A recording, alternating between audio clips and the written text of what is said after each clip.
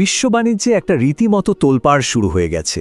ভাবুন তো, একটা আদালতের রায় কিভাবে বিলিয়ন বিলিয়ন ডলারের অর্থনীতি আর পুরো বিশ্বের রাজনৈতিক সম্পর্কের সমীকরণটাই বদলে দিতে পারে। আজকের আলোচনায় আমরা ঠিক এই নাটকীয় ঘটনারই গভীরে যাব। আর এই পুরো গল্পের কেন্দ্রে আছে ডোনাল্ড ট্রাম্পের এই কথাটা। এটা কিন্তু শুধু একটা সংখ্যা ছিল না, এটা ছিল একই সাথে একটা ভবিষ্যৎবাণী আর একটা চ্যালেঞ্জ। আর যখন সুপ্রিম কোর্ট সেই চ্যালেঞ্জটা সত্যি সত্যি গ্রহণ করল, তখন এই 900 বিলিয়ন ডলারকে ঘিরেই তৈরি হলো এক অমুংস সংকট। কিন্তু ব্যাপারটা তো আর একদিনে ঘটেনি, তাই না? এর পেছনে আছে এক লম্বা বাণিজ্য যুদ্ধের ইতিহাস। চলুন একটু পেছনে ফিরে যাই আর দেখি কিভাবে এই শুল্কের লড়াই একটা ছোট স্ফুলিঙ্গ থেকে দাবানলে পরিণত হলো, যা শেষমেশ দেশের সর্বোচ্চ আদালত পর্যন্ত পৌঁছে গেল। এই লড়াইয়ের অন্যতম একটা বড় ক্ষেত্র ছিল ভারত। মার্কিন প্রশাসন অভিযোগ করে যে ভারত কিছু আমেরিকান পণ্যের ওপর 52% পর্যন্ত শুল্ক বসাচ্ছে। তো জবাবে আমেরিকাও পাল্টা চাল দিল, প্রথমে 26% আর তারপর সেটাকে প্রায় দ্বিগুণ করে 50% শুল্ক বসিয়ে দিল। এটা ছিল একদম একটা বাণিজ্যিক দাবার চাল, যেখানে প্রত্যেকটা চাল পরিস্থিতিকে আরও জটিল করে তুলছিল। আর এই বাড়তে থাকা উত্তেজনার মধ্যেই আসরে নামল মার্কিন সুপ্রিম কোর্ট।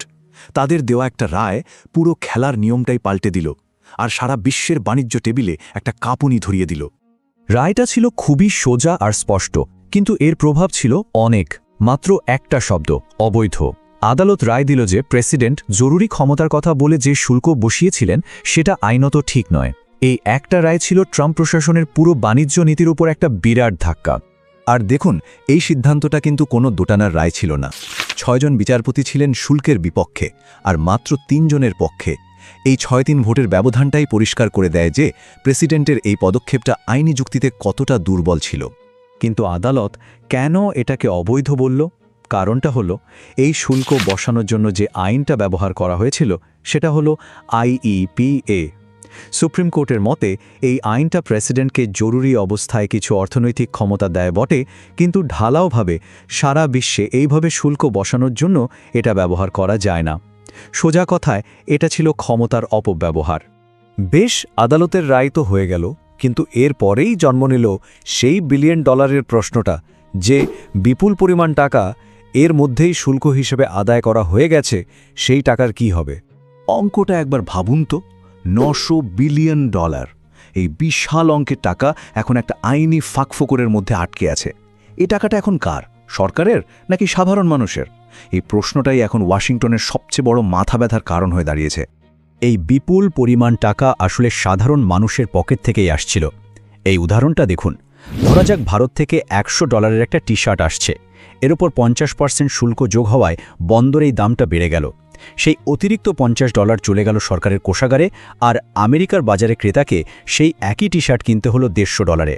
এভাবেই কিন্তু এই টাকার পাহাড় জমেছে। আর এখানেই আসল রহস্যটা তৈরি হয়েছে। যে টাকাকে আদালত অবৈধ কর বলছে, সেই টাকাটা এখন যাবে কোথায়? এটা কি যারা রপ্তানি করেছে তাদের ফেরত দেওয়া হবে, নাকি আমেরিকান ক্রেতাদের কাছে ফিরিয়ে দেওয়া হবে?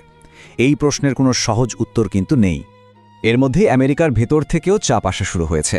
বিভিন্ন রাজ্যের গভর্নররা এই টাকাকে অবৈধ কর বলছেন আর দাবি করছেন যে এই টাকাটা এক্ষুনি আমেরিকান জনগণের কাছে ফেরত দেওয়া হোক।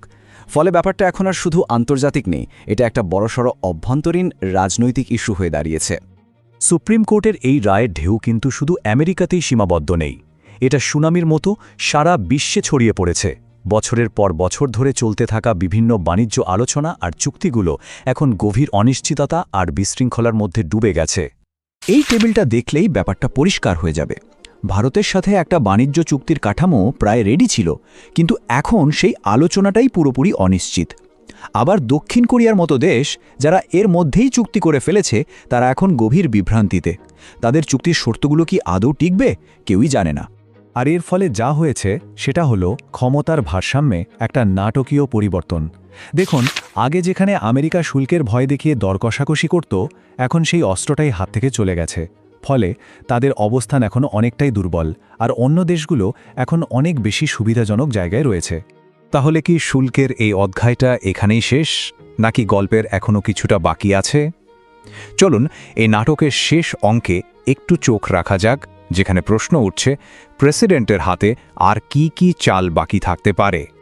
আসল কথা হলো, একটা রাস্তা বন্ধ হলেও প্রশাসন এখন অন্য রাস্তা খুঁজছে, যেমন ধরুন অন্য দেশের বাণিজ্য নীতিকে জাতীয় হুমকি হিসেবে দেখানো, অথবা এমন কোনো নতুন আইনি উপায় বের করা যা সুপ্রিম কোর্টের রায়ের আওতায় পড়ে না। তবে প্রত্যেকটা পথে কিন্তু খুব ঝুঁকিপূর্ণ আর নতুন করে আইনি লড়াইয়ের সম্ভাবনা তৈরি করবে।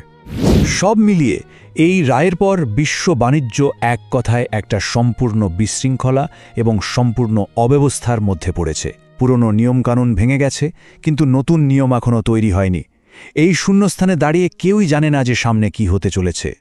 এই পুরো পরিস্থিতিটা আমাদের একটা খুব মৌলিক প্রশ্নের সামনে এনে দাঁড় করিয়েছে।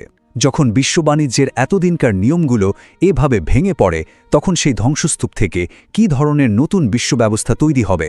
এর উত্তরটা এখনও অজানা, আর সারা বিশ্ব সেই উত্তরের জন্য অপেক্ষা করছে।